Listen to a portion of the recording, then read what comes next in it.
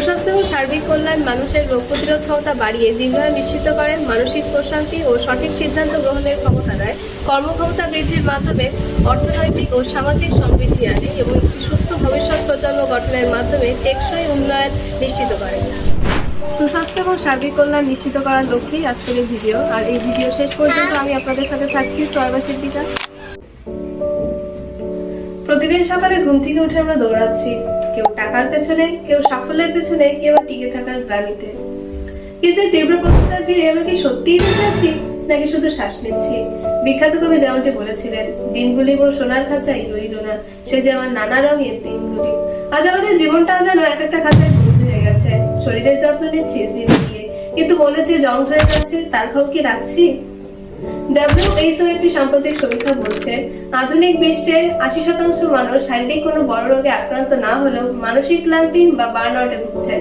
অর্থাৎ আমরা ওপর থেকে ফিট।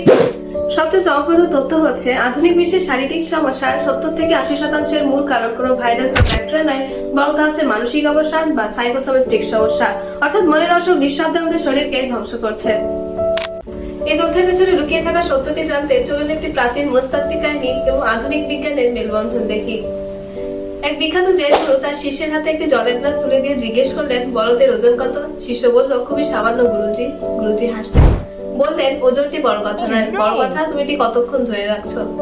যদি 1 মিনিট ধরে রাখো কোনো সমস্যা নেই, যদি 1 ঘন্টা ধরে রাখো তোমার হাত ব্যথা করবে, আর যদি সারাদিন ধরে রাখো তোমার হাত অবশ হয়ে যাবে। ঠিক এই ঘটনাটি ঘটে আমাদের শরীরে।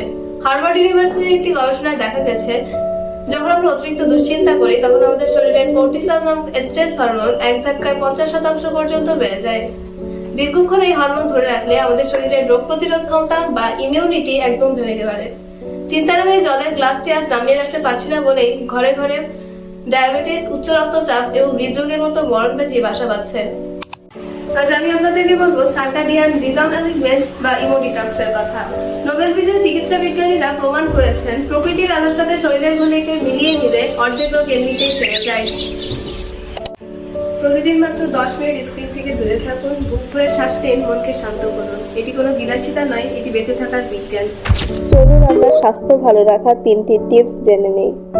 প্রতিদিনের খাবারে কৃত্রিম রং বাদ দিয়ে সম্পূর্ণ প্রাকৃতিক উপায়ে অন্তত 5টি ভিন্ন রঙের শাকসবজি ও ফলমূল অন্তর্ভুক্ত করা।